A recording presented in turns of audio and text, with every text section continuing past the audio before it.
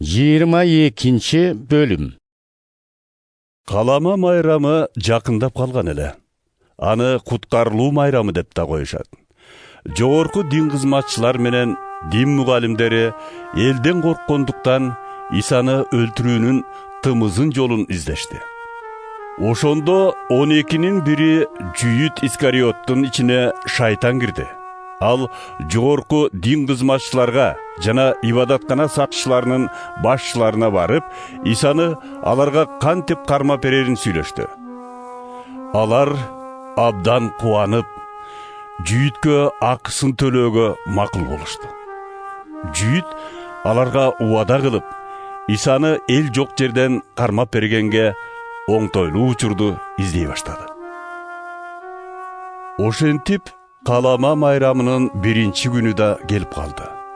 Ошол күнү бир козуну курмандыкка чалышчу. Ошондуктан Иса Петр менен Жаканды жиберип, «Барып, бизге майрам тамагын даярдагыла», деди. «Тамакты кай жерге даярдайлы?» деп сурашталар. Иса мындай жооп берди. «Шаарга киргениңерде бир кумара суу көтөрүп бараткан адам жолугат. Аны ээрчип, ал кирген үйдүн ээсине устатыбы сага жиберип, шакирттерим менен чогуу куткарылуу майрамынын тамагын жей турган бөлмө кайсы деп сурап жатат, дегиле. Ал силерге үстүнкү кабаттагы төшөктөр салынып, конокко даярдалган чоң бөлмөнү көргөзөт. Тамакты ошол жерге даярдагыла». Алар барышканда баары Иса айткандай болду. Анан майрам тамагын ошол жерге даярдашты. Кечки тамак учурунда Иса элчилери менен дасторкон жанында жамбаштап жатып, аларга: «Азап чегеримдин алдында мынабул куткарылуу майрамынын тамагын силер менен бирге жешти абдан эңсеген элем. Силерге айтып коеюн, Кудай падышачылыгында куткарылуу майрамынын чыныгы мааниси толук ачылганча, мындан ары бул тамактан ооз тийбейм», деди. Анан чөйчөктү алып, Кудайга шүгүрчүлүк келтирип туруп, аларга: «Муну алып, өз ара бөлүшкүлө. Силерге айтып коеюн, мындан ары Кудай падышачылыгы орногуча эч кандай жүзүм шарабын ичпейм», деди. Анан наанды алып, Кудайга шүгүрчүлүк келтирип сындырды да, шакирттерине таратып берип жатып: «Бул силер үчүн берилип жаткан менин денем. Мени ушундай кылып эскерип жүргүлө», деди. Анан бир чөйчөктү колуна алып, мындай деди: «Бул чөйчөк силер үчүн төгүлчү каным менен беки турган, силер менен Кудайдын ортосундагы жаңы келишим. Бирок мени өз колу менен кармап бере турган саткын мени менен бирге дасторкон башында отурат. Анткени адам уулу алдын ала белгиленген жол менен баратат. Бирок аны сатып кеткен адамдын шору». Ошондо шакирттери: «Аны ким сатканы жүрөт?» деп бири-биринен сурай башташты. Шакирттеринин арасында кимибиз улуу болдук экен деген талаш башталды. Иса аларга мындай деди: «Дүйнөдөгү падышалар эл үстүнө үстөмдүк кылышат. Эл бийлегендер эл камын көргөндөр деп аталышат. Бирок силер андай болбогула.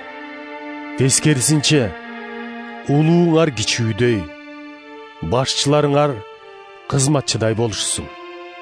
Кимиси улуу? Дасторкондун жанында жамбаштап жатканбы? Же ага кызмат кылып турганбы? Жамбаштап жатканы улуу да, туурабы? Бирок мен силердин араңарда кызматчы катары кызмат кылып жүрбөймүнбү?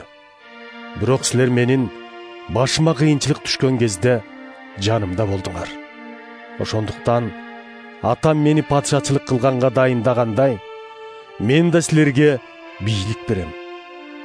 Силер менин падышачылыгымдагы дасторкондон даам татасыңар да, так кол туруп, Ысрайылдын 12 уруусун башкарасыңар. Эгебиз Иса Ысман Петрге: Ысман, буудайды электен өткөргөн сыяктуу, шайтан да силерди сыноодон өткөрүүнү талап кылды. Бирок мен сенин ишенимиң жоголуп кетпесин деп сыйындым. Сен болсо, ишенимге кайтып келгениңде, боордошторуңдун да ишенимин бекемде, dedi. Ысман Исага: Эгем, сени менен бирге абакка да, ажалга да даярмын, dedi. Бирок Иса: Петр, сага айтамын, ушул түнү корооз кыйкыргыча мени тааныбайм деп 3 жолу айтасың, деп жооп берди. Ошондон кийин Иса шакирттерине: мен силерди капчыксыз, баштыксыз, бут кийимсиз жөнөткөнүмдө бир нерсеге муктаж болдуңар беле? dedi. Алар: Жок, эч нерсеге. деп жооп беришти. Иса аларга: Бирок мындан ары кимдин капчыгы болсо алып алсын, кимдин баштыгы болсо көтөрүп алсын, кимде канжар жок болсо кийимин сатып ийип канжар сатып алсын. Анткени силерге айтып коеюн, аны кылмышкерлердин катарына кошушту деп ыйык жазууда айтылган сөз менин өмүрүмдө аткарылышы керек. Себеби мен тууралуу айтылган сөздөр аткарылбай койбойт, dedi. Шакирттер: эгебиз, мына бул жерде 2 канжар бар, дешти. Иса аларга: жетет, dedi. Иса шаардан чыгып, адатынча Зайтун тоосуна жүрөдү. Шакирттери анын артынан ээрчишти. Ошол жерге жеткенден кийин Иса аларга: шайтанга азгырылбас үчүн сыйынгыла, dedi. Өзү алардан таш ыргытындай оолагыраак барып тизеледи да мындай деп сыйынды: ата, эгер кааласаң, ушул азапты мага тийгизбей өткөрүп жиберчи. Бирок менин эмес, сенин каалаганыңдай болсун. Ошол учурда көктөн бир периште келип, Исага көрүнүп, ага кайрат берди. Иса ого бетер берилип сыйынды. Анын тери кан тамчыларындай болуп жерге тамды. Иса сыйынып бүтүп, ордунан турду да шакирттеринин жанына келип, алардын кайгыдан чарчап уктап калганын көрдү. Ошондо аларга: эмне уктап жатасыңар? Шайтанга азгырылып кетпес үчүн сыйынгыла, dedi. Иса сөзүн аяктай электе топурап бир топ адамдар келди. Аларды 12 элчинин бири Жүйүт баштап жүрүптүр. Ал Исага жакындап өпмөкчү болду. Бирок Иса ага: Жүйүт, сен өп туруп адам уулуна кыянаттык кыласыңбы? dedi.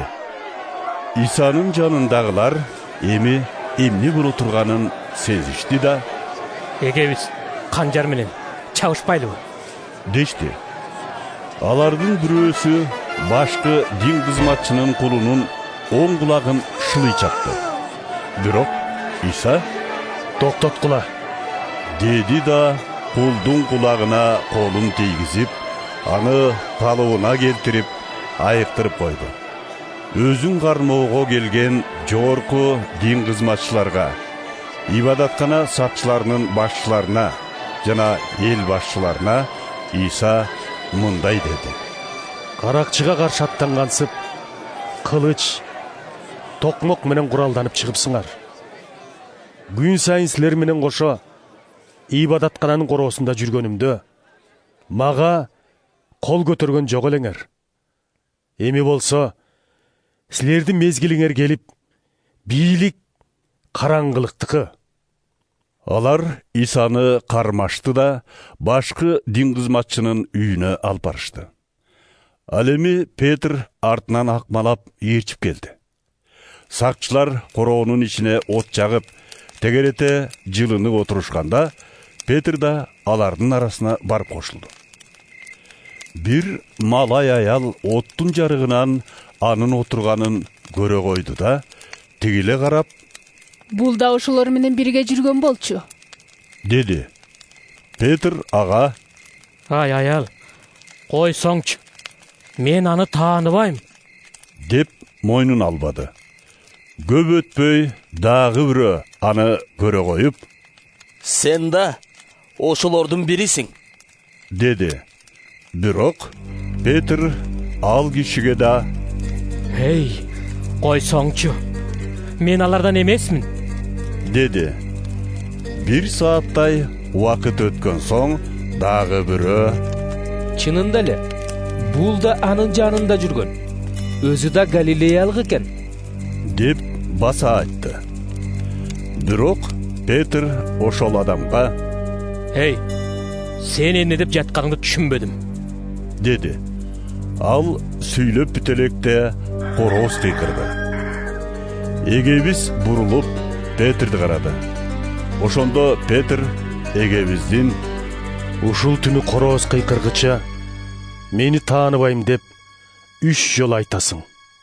деген сөзүн эстеди да сыртка чыгып өксүп ыйлады. Исаны кармап турган кишилер аны сабап, кордук көрсөтүштү.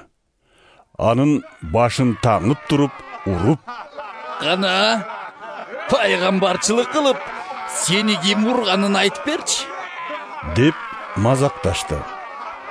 Алар аны дагы башка көптөгөн жаман сөздөр менен кордошту.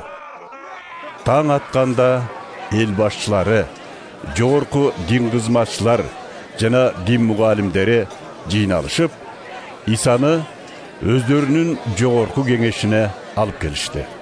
Эгер сен машаяк болсоң, бизге айтчы. Дешти алар Исаны суракка алып. Иса аларга, Силерге айтсам, ишенбейсиңер. Суроо берсем, жооп бербейсиңер. Бирок ушул кезден баштап, адам уулу кудуреттүү Кудайдын оң жагында олтура турган болот. деди. Ошондо бардыгы, Демек, сен Кудайдын уулу экенсиң да. дешти.